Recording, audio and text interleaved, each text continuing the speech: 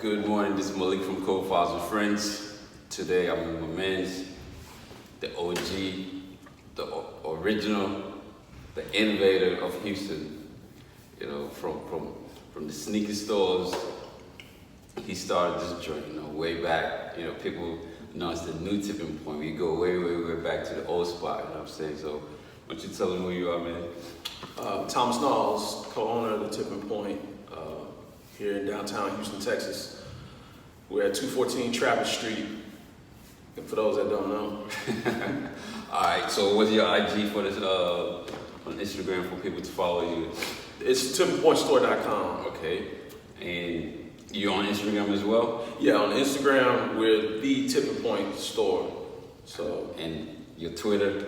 Twitter is just the Tipping Point. All right, cool. So we about to get into some serious conversation. We're gonna check out the store. You got some dope stuff. So whenever y'all in town, or you a local person in town, and you living under a rock, you don't know what the Tipping Point store is, y'all just come check it out. All right, in downtown Houston. All right.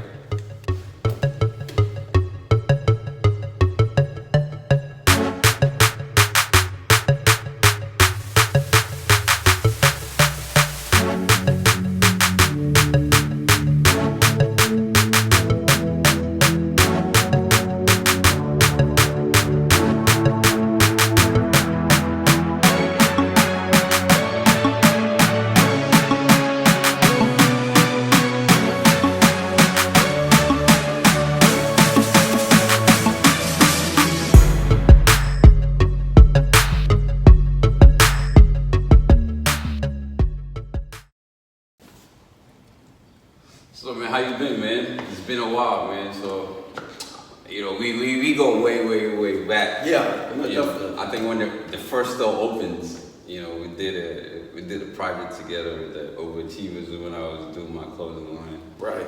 So, what y'all closed down for the first time? For the first time, I think it was just all about finding the right fit and finding a location where we could grow. Okay. We did everything that we could, programming-wise, out of the first location. And the deal was never right because it was the first deal and we had so much to learn. Yeah. This location is much bigger and it fits more of the aesthetic from the outset. Yeah. It used to be a gallery. So it has that foundation and creativity that we wanted and for the right price, and that took doing a lot of negotiations and a lot of homework. So we found what we wanted, and that's why we moved. But I remember the first store, we had a lot of fun though. It was a free flow type of, so everything was carefully, so Right. the attitude, the vibe was different, because you was doing something different that Houston have never seen before, so that's why I was so drawn to you and Dave, trying to understand the thought process of putting the store together. Yeah. So what's the difference between the old store and this store as far as the vibe? I think the vibe with this store is that we're a little bit more experienced, and so I think we're even more selective about who and what we want to put in here. Okay. I think we also feel like we added another component to it by having coffee, and really wanted to shift from just being a sneaker store, but being a lifestyle store with sneakers. Okay. The first store, we experimented a lot. Yeah. One of the reasons why we did is because we weren't afraid to take chances, and we knew that every time we did it, we put the homework in, and we knew kind of what the next thing was going to be. It was easy to see, the trends coming from a mile away. Yeah. And we're going to do the same thing here, but we're also going to mix in things that our immediate neighborhood is into as well. Because that's the thing that's changed with downtown. That's the thing that's changed with us, is that we're part of a neighborhood now. So along with introducing new things like we did at the old spot, we're going to also bring in staples or items that we feel are like a reflection of the lifestyle and the new lifestyle in downtown Houston, and be the leaders at the forefront of creating that culture. All right. I remember I had a conversation with Dave, and he was talking about how, like, Don C came in town and they had to use y'all spot back in the old store. Yeah. And how was the process of getting? I mean, I didn't know who Don C, because it was in the beginning. Nobody knew who Don C was. Right. We didn't even know he was gonna be this big, because Right. So, how does that came about with the Don C? The Don C thing was kind of sparked out of the Nigel Sylvester spot that we did. I want to say that was in 2011. Yeah. So we kind of caught a lot of people's attention when we did the campaign with Nigel Sylvester and Gatorade. And then we kind of garnered a reputation for like being the cats in Houston that were like pretty selective and knew how to like put an event together. So Don C's people, they did homework about Houston, and they asked questions from a lot of the tastemakers, including Bun B. And Bun B said, hey, if you really want to do something in Houston, you want to do it right, you want to check out these Tip Point guys. I think they're on the same vibe as you guys. Shout out to Bun B, yeah. Yeah, man, I mean, the OG really kind of blessed us in that regard, where he, let people know that, these guys, man, they go about the process and they do it a different way. They're not high beast. They're not somebody who is just gonna, throw something together at all. Yeah. They knew we were professional too. And on top of that, we knew our shit, so. Yeah. So, since you've been in this new spot, what's the feeling? Like, you feel that you've been reborn? Like, because I see a lot of roaches coming out. You know what I'm saying?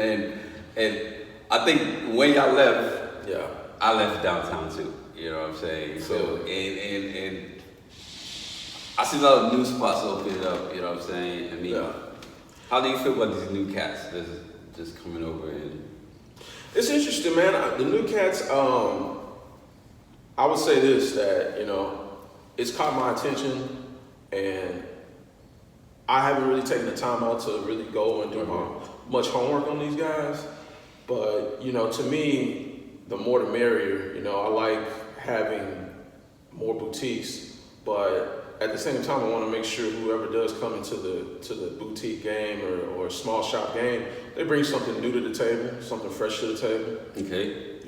Like Houston, to me, over the 2 years we were gone, we kind of hit a stalemate. Like, I don't feel like there was any progress in the culture. I feel like... I think the culture was dead, actually, because I didn't see...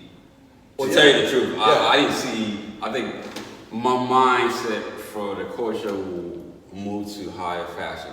Yeah. Like in luxury fashion. Yeah, luxury so fashion. after the Tipping Point closed down, I moved to a different level of spending some serious money on some dumb shit that Right. And that's one of the things that I've noticed. Of course, you and a lot of consumers are the same thing. They're looking at high fashion. They're looking at design houses. They've kind of infiltrated streetwear. They've infiltrated these shoe companies, and you have your Off-White, and you have all these other designers now who young kids are familiar with, and they specifically want that kind of, or that level of product, I should say. Yeah. So that's how the game has changed, but I don't think a lot of shops have adopted it as big as they can, and that's something that we're gonna actively work on to take it to the next level, as well as like try to coordinate with a lot of local companies and start to do projects that'll excite people again. Like I said, once again, willing to take those chances based on knowing what the trends are and where things are going next. That's where we want to be. In the local shops, the other ones, I feel like a lot of people are afraid to take chances now. Okay. They want to go and stay safe. They want to go and What is safe? You gotta speak on it, man. What's safe? What is safe to you, man? Safe to me is co-signing or going after stuff that's already been co-signed on by a lot of the tastemakers or a lot of other cities or a lot of other designers. Like, it's so easy for me to just go on Instagram if I wanted to and just study, you know, what all these tastemakers are doing and say, oh, well, shit, I need to jump on that too. Yeah. But to me, you need to know and do your homework and be able to discern whether or not that shit is something that's going to come and go, or is something that really is worth holding on to and bringing to Houston. And I don't think that kind of curation is taking place. I think people are just saying, okay, I'm gonna jump on this trend, this trend, this trend, this trend, and they don't have a real direction, you know? And I'm not talking about any shop in particular, I'm just talking about an attitude. Yeah. And that shit is horrible, because at the end of the day, if you don't have a direction, if you don't have a focus and kind of like an identity, then you'll start following any goddamn thing. I think this is where we are at a point of we don't know who we are anymore as far as Yeah, exactly. We don't know who we are. Like, I think Houston, we have a few things that we can like, we planted a flag, you know? Like, so one of the things you always hear people talk about, this isn't necessarily me, but you'll hear them talk about syrup culture, you know, like codeine, like we planted a flag there. The lean culture, okay? So that's something we can plant our flag on, and that's cool or whatever. But then it's like, okay, what else do we have beyond that right now? And the lean culture hit its plateau to me 10 years ago. Yeah. Where are we gonna go from there? What is Houston gonna be, not just like a year from now, but 2 years from now, 5 years from now? That kind of visionary thinking, that shit isn't here. No, it's not. And the funny thing is, you don't see someone say, yo, I'm going on vacation. I'm going to Houston. Right. You know. Right. Because there's nothing to do. Yeah. You know, it's limited. It's limited. Yes. And the only thing to do, seriously, to do in Houston is go to the gallery. It's like we live in a small town, right? Yeah. And the only place to go is the Dairy Queen. Yeah. Shit, you know what I'm saying? Because this is where it's popping. Yeah. There's nothing to do in Houston. Well, this is what I see, like, as being a native Houstonian. Like, I've been here my whole life. And I feel like right now, the fashion, streetwear, footwear, we need to take a page out of what's happening with the restaurants and the bars in Houston. Okay. And what I mean by that is the restaurants and the bars are coordinating with each other. They're working with each other. They're pushing each other and coming up with new, innovative ideas at the same time. They are willing to take chances and risks that I feel like are missing from the streetwear and from the boutiques. Yeah. So if you don't have that kind of experimentation, if you don't have that kind of healthy competition where you're pushing each other and pushing the envelope and trying to come up with new innovative stuff and fusion and all those things that restaurants and bars are doing, and if you're not coordinating with each other at all to kind of like really help each other kind of get stronger and build each other up, knowing that there's enough money out here for everybody. Serious money. Serious money. I mean, this is the 4th largest city in the world, but people don't know, like, our economy is so strong with oil and gas, with healthcare growing, and now we have all this convention business that's starting to come in. That's a whole nother industry, and us being downtown, we see that all the time. But back to my point about the restaurants and bars is that, to me, until we adopt that attitude as small business owners that are willing to work with each other, willing to push each other, we're all going to be like the little man on the corner that's trying to survive on their own and fend off, you know, the big stores or the people from outside of Houston and come and take over. Yeah, they just come and take over. Because the thing about our city is when you start doing something, the next man is like, I can do it too. You know. Yeah, that's and it's good that you can do it too. Yeah. It's just that don't wait.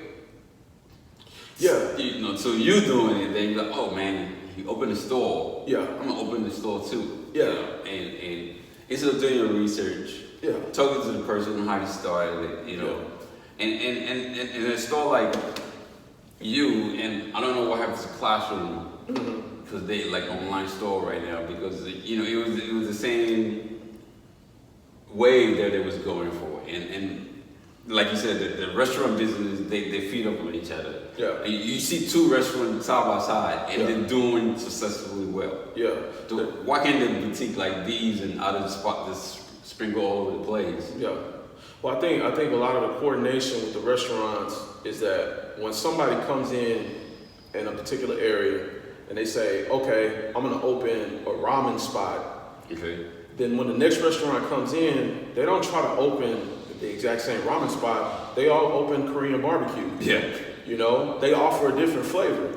So that's why it works, is because in a sense, those people are coordinating with each other to offer the consumer a variety so that whenever they want to eat something, they can get it all at the same location. Yeah. That's what's missing from the game in Houston, is that instead of people saying, okay, you know what, I'm gonna bring something new or different or come with this different genre, we're all trying to carry the same shit, or we're trying to imitate the last store that just fucking opened, or we're trying to be exactly like this other store, whatever. It doesn't fucking work, man. In LA, you can go down La Brea and there's Undefeated, Yeah. there's Union, there's a couple other spots, but they end up all offering a different thing. They coordinate with each other, they collab with each other, but at the end of the day, if I want to go shopping in LA, or if I want to go shopping in New York, there's a district and that area offers everything from streetwear to skate to women's to whatever you want. And Houston doesn't have that. There's not one fucking area we have right now where if you said, okay, like you said, the best area that you could throw out there was the Galleria. Yeah. But the Galleria, at the end of the day, is like big box retail department store. It's generic. It's generic. It's generic. And so you kind of know what to expect there. Yeah, of course. But on a small scale, what do we have? Nothing. No. It doesn't exist. And for the fourth largest city to kind of still have that mentality and not have that district, it's sad to me. And we tried to coordinate, like me and David, my business partner, we tried to coordinate shit, like going back 10 years. And what ends up happening is people say they want to work together, but they really don't want to work together. No. They want to work with their friends only, but, and don't get me wrong, I like working with my friends, but I want to work with the best. Of course you're supposed to work with your friends. Yeah, of course. They're there for you. But for you to have your third eye open, you need to have a different voice in your head. Yeah, you do. And that's the thing that's I think we lacking as a Houstonian. Like me and you talking, trying to do something, and your friends are telling you, nah, man, you know, they're trying to take you out. You know, it's not. Every idea on this planet has been taken, put together, remixed. You know what I'm saying? Right. It's all about banking ideas. Right. You never know what's going to come out your head. You never know what. And oh shit, I was thinking to say maybe we can cross over this way and invent something that's already been done, but in a different, twisted way. That's exactly right, man. And for me, it's been frustrating, but I took a step back. There were some stories that we did, you know, loosely come up with a plan, and some of it was me, you know, not following up all the time. I will admit that, but I would say nobody except a small handful made it easy. Shout out to the classroom; those guys tried to coordinate with us. It was just one of those things where we fell off, and they were going strong, and then when we came back, they were transitioning to other things. Those guys, I love what they did. I love the vision. Alan and Cabby, they did their thing, and you know, I would not be surprised if they come back at all. I think they should come back. They should. I think they should come back, because that was one of the stores that I think we were talking about a project and we were supposed to do something together. Right. Because that was the main, because they was doing something different. Yeah, they were. I mean, it's the same concept, but different ingredients. Different ingredients, and that's why I respected them, because they brought their original vision to the table. Yeah. And we did help coordinate with them. Like anytime Alan or Cabby or any of those guys had a question, they needed any help, I would willingly give it to them, because they were respectful, they went about it the right way, and I knew that they were going to bring something new to the table. They had the passion for it. So I'm going to say it right now. Those guys are coming back. You know, they are. It's just a matter of they have to come back. Yeah. It's just a matter of when it's right for them. So I would say shout out to them for that, and shout out to Proper. Those guys, Tommy and them, they're trying to coordinate with us, and we're going to make something happen. And like I said, part of it's me, and I feel like me and David came back to make that happen, to make that happen for Houston, because it's not about the money. I make more money being a manager for a big box retailer or whatever. I have that resume. I can walk into any company right now and command 6 figures. I could get $100,000 from any store you can name. I've been in retail for 20 years with all different kind of companies. Same here. So it's not about the money. If it was about the money, trust me, I could have went ahead and did that a long time ago. For me, it is about the culture and the growth. I'm sacrificing money just to be here. I've sacrificed so much just for the culture. I didn't leave. I didn't go to New York. I didn't go to LA. I didn't, shit on Houston at all. I stayed here for a reason, to help be at the forefront of this movement. And we've been sacrificing since day one. You can ask David. We've done anything and everything to help push the culture. Now, has everybody else had that collaborative spirit? No. Absolutely not. Because he's doing it with your friends. They're doing it with their friends, and they're afraid to step outside of their comfort zone. So many people in Houston will not admit to this, but they're just fucking scared. Straight up and down. Like, you don't fucking have the balls to fucking take your ass down here and say, yo, I think you're dope, let's work together. I will go to any shop. I have